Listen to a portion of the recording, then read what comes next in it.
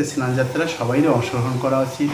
আপনারা নিজেরা নিজ গৃহে করতে পারেন, নাহলে পাশাপাশি কোনো মন্দিরে গিয়ে আপনারা করবেন। এখানে জৈমিনী ঋষি বলছেন যে পুরুষোত্তম ক্ষেত্রে স্নানযাত্রা দর্শনে তীর্থসমূহ স্নানযাত্রাকে শতগুণ ফল অধিক প্রাপ্ত হয়। কেউ যদি জগন্নাথপুরীতে গিয়ে স্নানযাত্রা দর্শন করে তাহলে অন্য অন্য তীর্থের থেকে শতগুণ সে ফল বেশি প্রাপ্ত হবে। এবং কি এমনও বলা হচ্ছে এতে কোনো সন্দেহ নেই তাদের আর কোনো মাতৃগর্ভে বাস করতে হবে না, অর্থাৎ তিনি ভবধাম প্রাপ্ত হবেন। যদ্গত নিবেদন দেয় তদ্ধাম পরম, সেখানে তিনি যাবেন। তাদের আজন্ম পাপ নষ্ট হয়।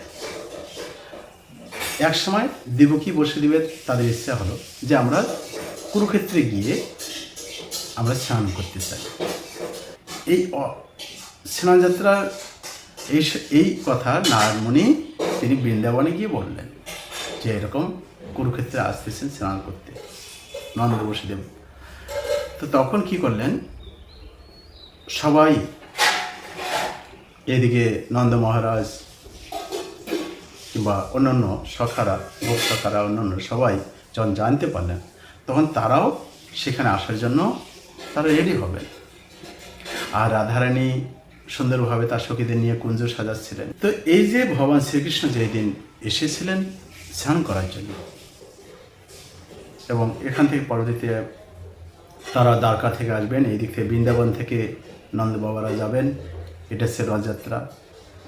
এই রথযাত্রার বিষয়ে আমরা পরে ভিডিওতে আমরা দেব, প্রদান করব। আজকে জানবো স্নানযাত্রা কি, এই দিনে কী করা উচিত, এর মাহাত্ম্য বা কি, স্নানযাত্রা দর্শন করলে কী লাভ। তো আমরা জানি এক সময় এটি হচ্ছে জগন্নাথ দেবের আবির্ভাব তিথি বা আবির্ভাব দিন।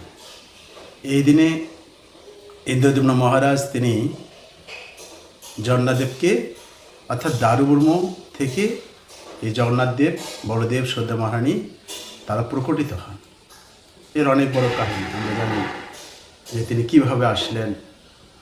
সেই বিশ্বাবসু বিদ্যাপতির কাহিনী অনেকেই জানেন আপনারা। তো এই দিনটা তিনি প্রকট হয়েছিলেন। আর একটা হচ্ছে যে অর্থাৎ বড়মাঝি থেকে পরবর্তীতে স্বয়ম্ভু মনু আসেন। স্বয়ম্ভু মনু তিনি একটি যজ্ঞ অনুষ্ঠান করছিলেন, মহাযজ্ঞ। আর এই যজ্ঞ থেকে পরবর্তীতে তিনি সেখানে তার তপস্যায় সন্তুষ্ট হয়ে তিনি যজ্ঞ যে করছিলেন, তো ভগবান সন্তুষ্ট হয়ে তাকে বললেন যে আমি এইভাবে জগন্নাথ দেব রূপে আমি প্রকটিত আছি, তুমি আমার অভিষেক করো, আমাকে স্নান করিয়ে দাও। তো একদিক দিয়ে হচ্ছে স্বয়ম্ভুমণি এই দিনে তিনি জগন্নাথ দেবকে স্নান করিয়েছিলেন। অপর সাইডে ইন্দ্রদ্যুম্ন মহারাজ জগন্নাথ দেবের এই দিনে আবির্ভাব তিথি উপলক্ষে তিনি স্নান করিয়েছিলেন। স্নান করা জল নিয়ে এসে জগন্নাথদেবকে সুন্দরভাবে স্নান করানো হয়। একটি কূপ রয়েছে যেটি স্বর্ণ মোড়ক দিয়ে গঠিত। এই ধরনের এই কূপ থেকে 108 ঘটা জল নিয়ে এসে জগন্নাথদেবকে স্নান করানো হয়। এই দিনের বিশেষ মাহাত্ম্য হচ্ছে এই দিন কেউ যদি শুধু দর্শন করে, স্কন্দ পুরাণে যে যদি কেউ দর্শন করে সমস্ত রকম তার পাপ, পুঞ্জীভূত পাপ রাশি সমস্ত কিছু নষ্ট হবে এবং অন্তিমে সে ভগবদ্ধাম প্রাপ্ত হবে সুন্দরভাবে। এর অনেক অনেক মাহাত্ম্য হরিভক্তি বিলাসে এখানে বর্ণনা দিয়েছে। এই দিনে জগন্নাথ দেবকে সুন্দরভাবে আসনের সুসজ্জিত করে, তারপর বিবিধ উপাচারে সুগন্ধি জল, পুষ্পবাড়ি ধারা বা অনেকে ঘট জল ইউজ করে থাকেন, কিংবা ডাবের জল অনেকে ইউজ করেন। তো এই দিনে অভিষেক করানো হয় ভগবানকে। এই দিন আপনারা কীভাবে এটি পালন করবেন, তো আমরা জানতে পারলাম যে ইন্দ্রদ্যুম্ন মহারাজ, অর্থাৎ আমাদের যদি কারো বার্থডে হয় সেগুলোকে আমরা বিভিন্ন অনুষ্ঠান করে থাকি। তো এই দিনে জগন্নাথ দেবের অর্থাৎ আবির্ভাব তিথি উপলক্ষে জগন্নাথ দেবকে স্নান করানো হয়েছিল। তো এই দিনটা আপনি কিভাবে পালন করবেন, যদি আপনাদের গৃহে যদি বিগ্রহ না থাকে, বিগ্রহ থাকলে আপনার পূর্ণাঙ্গ অভিষেক করবেন। আর যদি বিগ্রহ না থাকে, আপনার সুন্দরভাবে যদি আলক্ষ্য থেকে থাকে সুন্দরভাবে সেখানেও আপনারা অভিষেক করাইতে পারেন, স্নান করাইতে পারেন ভগবানকে। একটা সামনে একটা পাত্র রেখে, জগন্নাথদেবের আলক্ষ্য সেখানে রেখে, তার সামনে একটা পাত্র রেখে পাত্রের মধ্যে আপনি জল দিতে পারেন।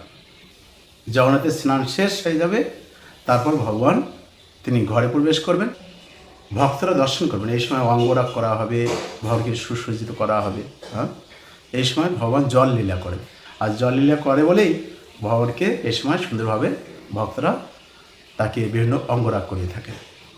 তো যদি আপনি অঙ্গরাগ করেন তাহলে আপনি পূর্ণাঙ্গভাবে আপনি স্নান করাইলেও কোনো অসুবিধা হবে না।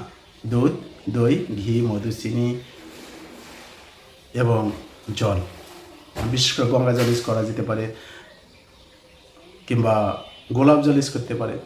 কিন্তু গোলাপ জলের মধ্যে কিছুটা গোলাপ জল পরিমাণ মতো দিবেন। আপনারা গঙ্গার জল কিংবা ডাবের জল এগুলো ইউজ করতে পারেন বেশি করে। আর যখন ভগবান এই ধরনের যখন লক্ষ্মী দেবী দেখলেন যে 108 ঘড়া জল দিয়ে যেহেতু ভগবানের স্নান করানো হচ্ছে, তাই তো ভগবানের নিশ্চয় জ্বর হবে। আমাদের যদি কেউ যদি একটু ঠান্ডা জলে আমরা স্নান করি তাহলে কীরকম হতে পারে, তাই না? অনেকের সর্দি কাশি লেগে যায়। তো তখন লক্ষ্মী দেবী দেখলেন যে না, তাহলে এটি আমাকেই ব্যবস্থা করা উচিত। যেহেতু প্রভুর এই ধরনের, লক্ষ্মী দেবী একদিন চাহনি মণ্ডপ থেকে তিনি দেখেন যে প্রভুকে এইভাবে স্নান করানো হচ্ছে, তো তাহলে আমার কি করা উচিত? তো প্রভুর তো নিশ্চয় কোনো অসুবিধা হবে, তাহলে আমাকে এখন হেল্প করতে হবে। এই জন্য এই সময় স্নানযাত্রার পরেই 15 দিন ভগবানকে ঘরের মধ্যে রাখা হয়, তাকে পৈত্যস্বরূপ দ্রব্যাদি দেওয়া হয়, মানে একদম রাজকীয় যে প্রসাদ তাকে যদিও দেওয়া হয়, কিন্তু এই সময় নর্মাল অর্থাৎ পৈত্যস্বরূপ কিছু ভোগ অর্পণ করা হয়। তো এই সময় বিশেষ করে দৈত্যাপতিরা যারা সেখানে বিশেষ করে যে পূজারীরা রয়েছে, পূজারীদের মধ্যে কিন্তু কিছু ভাগ রয়েছে। তো এই দৈত্যাপতিরা লক্ষ্মীদেবকে সহযোগিতা করেন। তারা এই সময়ে এই কয়দিন, তারা বৎসরে এই কয়দিন শুধু সেবার সুযোগ পেয়ে থাকেন। অন্য সময় হেল্প করেন অনেকে, কিন্তু এই সময় তারাই এই সেবা পূজা করেন। তো এই জন্য যখন জগন্নাথের ভক্তরা এই সময় জগন্নাথদেবকে দর্শন করতে না পেরে তারা কি করেন, ব্রহ্মগিরি পর্বত অর্থাৎ আলালনাথে তারা দর্শনে যান। শ্রী চৈতন্য মহাপ্রভু তিনি এই সময় পুরীতে দর্শন যেহেতু বন্ধ থাকে, এই সময় তিনি আলালনাথে যেতেন। আপনারা আলালনাথে যদি কেউ যান, সেখানে আপনারা গিয়ে মহাপ্রভু যে তিনি দণ্ডবাদ দিয়েছিলেন তার এই চিহ্নগুলি এখনও রয়েছে, পূর্ণাঙ্গ বডির চিহ্ন। সুন্দরভাবে ভগবানকে পৈত্যস্বরূপ দ্রব্যাদি ভোগ অর্পণ করেন, মেডিসিন অনেকে দেন, যাতে ভগবান তাড়াতাড়ি সুস্থ হয়ে যান। এরপর থেকে এই 15 দিন পরে আবার জগন্নাথের মন্দির মার্জন হবে, তারপর জগন্নাথের রথযাত্রা হবে। এখানে স্কন্দ পুরাণে বলা হয়েছে স্নান করেছিলেন বলে এই স্নানের নামকে দেবস্নানও বলা হয়। অর্থাৎ দারুব্রহ্ম থেকে যেহেতু ভগবান প্রকটিত হয়েছে, এই দারুব্রহ্ম যেহেতু স্নান করা হচ্ছে, এই জন্য এই স্নানটার নাম হচ্ছে দেবস্নান। এই সময় কেউ যদি এই জগন্নাথের দর্শন করে তাহলে কি হবে, এই জন্মের সম্পূর্ণ রকম পাপ সে নষ্ট হয়ে যায়। যেমন একটা পুঞ্জীভূত কোথাও হয়তো কাঠ কিংবা কোনো খড় যদি থাকে, সেখানে একটা ম্যাসের দিয়াশালের কাঠি যেমন সম্পূর্ণটাকে ধূলিসাৎ করতে পারে। এই দিনে যদি কেউ দর্শন করে জগন্নাথের স্নানযাত্রা, স্নান করা যেত আরও অনেক ভালো। যদি স্নান করাইতে না পারেন তাহলে কমপক্ষে দর্শন করবেন, ভগবানের কাছে প্রার্থনা করবেন। জগন্নাথদেব অত্যন্ত কৃপাময়। ভগবান শ্রীকৃষ্ণ, চৈতন্য মহাপ্রভুরা, অন্য যে ভগবান রয়েছেন, ভগবান শ্রীকৃষ্ণ স্বয়ং মন্দিরে কৃপা করেন, কিন্তু জগন্নাথদেব সমস্ত জীব প্রজাতিকে কৃপা করার জন্য তিনি যেমন রথযাত্রার সময় তিনি বাইর হন, অর্থাৎ যারা মন্দিরে আসতে না পারে কিংবা সুসি মুসি সবাইকে তিনি অকাতরে প্রেম বিতরণ করেন। আমরা পুরীতে জগন্নাথ মন্দিরে আমরা দর্শন করার সময় দেখতে পাই গেটেই পতিত পাবন জগন্নাথ রয়েছে। মানে তিনি অত্যন্ত পতিতহীন ব্যক্তিদেরকেও তিনি কৃপা করেন। এই জন্য তিনি জগন্নাথ দেবরূপে তিনি প্রকটিত হয়েছেন। তো আমরা জানতে পারলাম যে জগন্নাথ দেবকে এই দিনে কী করা হয়, ইন্দ্রদ্যুম্ন মহারাজ তিনি স্নান করেছিলেন। এই দিনটা হচ্ছে স্নানযাত্রার দিন, অর্থাৎ ভগবান জগন্নাথের আবির্ভাব দিন। আর এই দিনটা আপনারা আপনাদের সুবিধা মতো, যদি পাশাপাশি নিজের বাড়িতে যদি স্নানযাত্রা না হয়, তাহলে পাশাপাশি আপনারা আমাদের ইস্কন মন্দির, যে কোনো মন্দিরে আপনারা যেখানে জগন্নাথের অভিষেক বা স্নানযাত্রা হচ্ছে এই দিন এই জায়গায় যেতে পারেন, দর্শন করবেন। পারতপক্ষে আপনারা জগন্নাথদেবকে অভিষেক করাবেন। হ্যাঁ, আর অভিষেক যদি আপনার নিজ গৃহে করতে চান তাহলে আপনারা সেইভাবে করবেন, যেভাবে আপনারা প্র্যাকটিক্যালি আপনারা করতে পারেন, ইনডাইরেক্টভাবে করতে পারেন। আর ভগবানকে কমপক্ষে যেমন অভিষেকের সময় আগে স্বস্তি বচন মন্ত্র পাঠ করতে পারেন, তারপর একটু ভোগ কিছু নিবেদন করবেন, তারপর আরতি নিবেদন করবেন, তারপরে ভগবানকে পারলে একটু চন্দন লেপন করবেন, তারপর আপনার পূর্ণাঙ্গভাবে অভিষেক করবেন। তো অভিষেক যদি আপনার পূর্ণাঙ্গ যদি পঞ্চামৃত দিয়ে করতে পারেন খুব ভালো, না হলে যদি গৃহে থাকেন যে আমাদের কাছে তো এই ধরনের সরঞ্জাম নেই, তাহলে আপনার কমপক্ষে জল দিয়েই আপনি স্নান করেন জগন্নাথদেবকে, ঠিক আছে। আর জগন্নাথদেবকে অন্তিমে লাস্ট জগন্নাথের দেবের স্নানযাত্রা হয়ে যাবে, তারপর পুষ্প দিয়ে অভিষেক করতে পারেন। তারপর আপনারা জগন্নাথদেবকে আপনারা নিয়ে যাবেন ঘরে, যেখানে জগন্নাথদেব এই কয়দিন অবস্থান করবেন। অর্থাৎ এই কয়দিনে ভক্তরা জগন্নাথদেবকে দর্শন করবেন না, শুধু পূজারই পূজা করবেন। হ্যাঁ, আর যদি অঙ্গরাগ করতে হয় এই সময় সুন্দরভাবে ভগবানকে অঙ্গরাগ করবেন। আর যেহেতু এরপরে আছে জগন্নাথের রথযাত্রা এসে যাবে, আর এই সময়ে কমপক্ষে পত্যস্বরূপ কিছু আপনার ভোগ অর্পণ করবেন। হ্যাঁ, অত্যন্ত যে করা বিভিন্ন রকম যে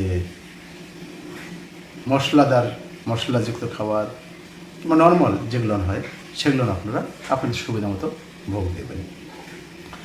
আর আপনারা জগন্নাথ দেবের প্রণাম মন্ত্র বলবেন, নীলাচল নিবাসায় নিত্যায় পরমাত্মনে বলভদ্র সুভদ্রা ভাং জগন্নাথায় নমো নমঃ। আপনারা প্রণাম মন্ত্র বলবেন। আর এই সময়ে যদি সম্ভব হয় জগন্নাথ অষ্টকম রয়েছে, আপনারা এই অষ্টকমটাও পাঠ করতে পারেন। হ্যাঁ, কদাচিৎ কালিন্দী তট বিপিন সঙ্গীত তরল মৌদা ভিরি নারী বদন কমলা সাদা মাধু। এটি আপনারা আপনাদের যদি কাছে নামহট্ট নারী কৃষ্ণ পন্থা ভক্তি সঞ্চয়ন এই বইগুলো থাকে তাহলে আপনারা সেখানেও পাবেন। আর নাহলে জগন্নাথ শ্রী জগন্নাথ যে আমাদের বইটা রয়েছে সেখানেও রয়েছে এই অষ্টকমটা, সেটা আপনারা করতে পারেন। নাহলে আপনাদের মোবাইলেও আপনার সার্চ করে পেতে পারেন জগন্নাথ অষ্টকম। আর জগন্নাথদেব গীত গোবিন্দ খুব পছন্দ করেন, যদি সম্ভব হয় গীত গোবিন্দ পাঠ করবেন। যেহেতু জগন্নাথদেব বিশেষ কৃপা এই সময় করেন, তা আপনার নিজেরা করবেন। যদি নিজেদের বাড়িতে সুবিধা না হয় আপনার পাশে কোনো মন্দিরে যাবেন এই দিনটা, আর জগন্নাথদেবের পুজো দিবেন কিংবা অভিষেক করাবেন, প্রার্থনা করবেন, প্রণাম করবেন। ধন্যবাদ সবাইকে। হরে কৃষ্ণ।